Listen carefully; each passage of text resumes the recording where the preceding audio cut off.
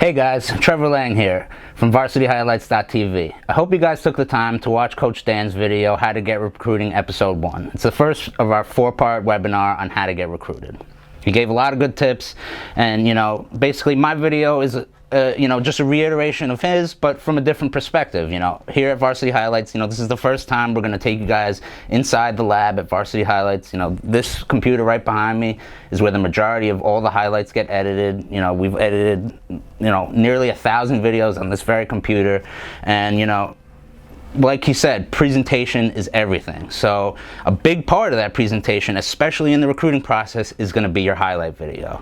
You got to act like this is a job interview and this is your business card that you're handing over.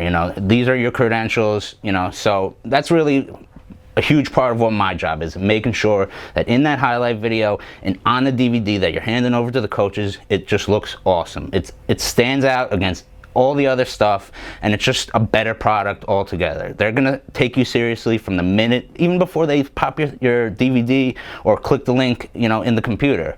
They're already gonna be impressed. So I'm gonna take you through 4 tips that I think, even if you're not going with us for your highlight and you live across the country in Alaska, you can use these tips to make your highlight better. So what we're going to do is we're going to start with 1. And this is if you're shooting the stuff yourself. It's a couple tips that are, some inexpensive equipment I'm going to walk you through.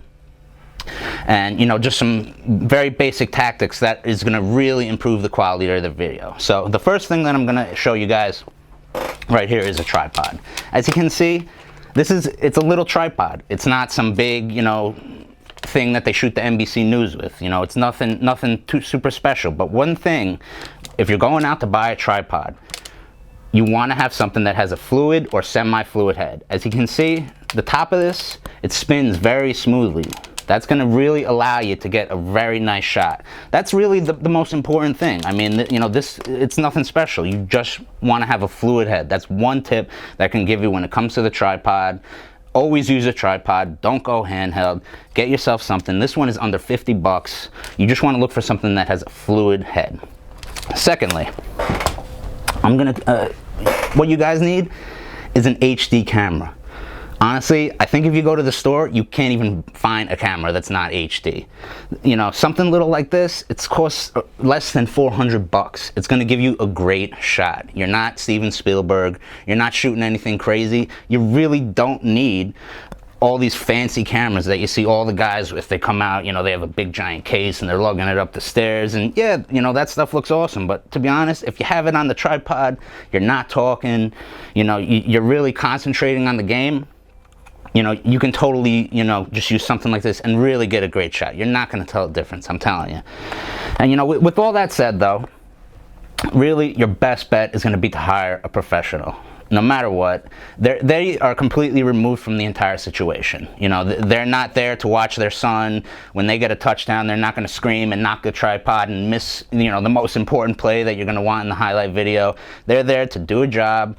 All our videographers, they've been with us for years. When they mess up, they get yelled at. I mean, it's their job. Being good 99% of the time is not acceptable for a professional. If they miss that one good play, I mean, they haven't done their job. And, unfortunately, I know as parents, and even, when you have another teammate shooting it, they're emotionally connected to the entire situation. So when you score a touchdown, they're going to yell, they're going to scream, and it really does ruin the shot. So whenever you can, hire a professional. All right, so the third thing I'm going to get to, it's really 2 things. It's going to be the order of the clips and the length of the clips. Okay, guys? Very rarely are you going to want to, you got to realize coaches are watching hundreds to thousands of videos. So they really want to get right to the meat of everything. So you want to start all your plays right when the ball snaps. I mean, in the very rare instance where, you're a quarterback making an audible and really affecting the play, or you're doing some movement, behind the line, affecting the play. You want to have your plays real tight and real short, as short as possible, from when the ball snaps to when the whistle blows. And with that said, you always want to start with your best play first. You want to make an impact from the minute they start watching.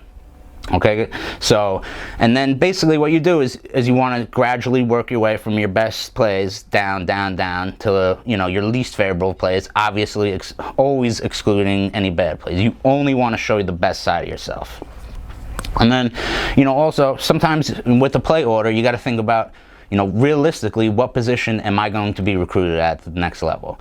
You know, if it's only going to be a defensive position, you may want to put all your defensive plays at the beginning. You know, if you're being recruited as an athlete, you might want to, you know, change between your different positions. You know, it's really specifically based on what kind of athlete you are and what kind of athlete you want to be at the next level. You know, and like I said before, you always want to end with a bang. You know, if you're lucky enough to get a coach or anybody watching your video from the beginning to the end, which is something I'm going to talk about next, you know, you really want to end off with a bang. You know, they want to remember you by that last play too. So it's important to leave a really good play at the end. Okay, so my next, you know, overall tip is going to be the length of the actual video. You know, from start to finish, how long is this video? Here at Varsity Highlights, we recommend 5 minutes is the best length. That's really like a sweet spot where, you know, if you know, you have a person who's really interested, they're going to watch it all the way to the end. But, you know, at average, you know, they're only going to watch it about 3 minutes. You know, if it's over 7 minutes, we really do not recommend it. And if your highlight is 10 minutes plus, I mean, just being realistic, nobody is ever watching that. There's just no chance of it. You know, like I said before, coaches are watching hundreds to thousands of videos every year. Right in the studio, we watch hundreds of videos thousands of videos every season. I mean, it's crazy the amount of games we watch. It drives us crazy sometimes, but, you know, if your videos, you know, people send us videos for review, and if it's long, we don't even bother watching because it is so, we just don't have the time. That's all it is. It's a numbers game, you know, that's what you guys have to think about it. I'm going to show you, you know, some statistics real quick just to prove to you, you know, right here on my computer. This video, in particular video, over the last 30 days has gotten 25,000 views, but the estimated minutes watched was only 74,000. So by those numbers, that means that each video was only watched an average of 3 minutes. So, you know, some maybe a couple minutes more, but some a couple minutes less. So, you know, you really have to understand that most people are tuning in, watching for a couple of seconds, and if you don't grab their attention right away, you really lost, you know, your battle. And then the last thing that I really want to get into is going to be the music. Now, I know everybody these days, everybody has their, you know, taste in music. I'm the biggest culprit of it at all. I love music. If somebody insults my music, you know, I feel like it's a personal attack on me. But honestly, listen, you know, and, you know, I love rap music as much as anybody else. But if you were going into a job meeting at a bank, you wouldn't go in blaring, you know, NWA on your phone. You know, that's all there is to it. I suggest using anything instrumental. You can still use your favorite music, just keep it instrumental. You know, that way you're not going to offend anybody. Who knows, you know, what the coach that you want to work for, you know, what they believe in, you know, who knows what music they like. They probably like country music. Like, obviously you're not using that on your video, so just keep it instrumental, you know. And to be honest, most coaches, since they're like I said, they're watching so many videos this season, they're going to pop it in, they're going to press mute. They really do not care about what music you're playing.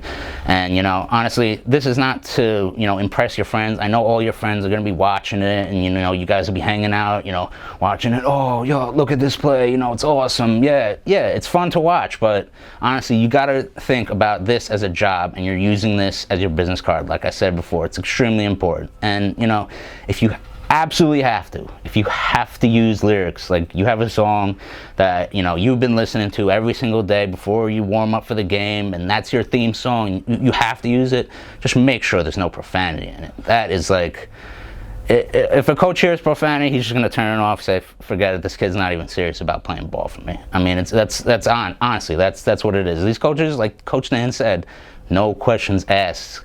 They do not care. You're coming in, this is a job, and, you know, you got to work for your position, and you got to be very serious about it. So those are some, you know, basic tips, you know, to really take your highlight video to the next level. They're mistakes that I see over and over again, you know. You know, all these kids, they do their videos on Huddle, they're putting it together themselves. I mean, you can put together something great, but you just have to have these proper tips. But you know, I really do suggest using a professional to have them edit your clips together. You know, that's what they do. They're editing videos all day, every single day, just like me. They sit in the computer, you know, they have this big fancy setup.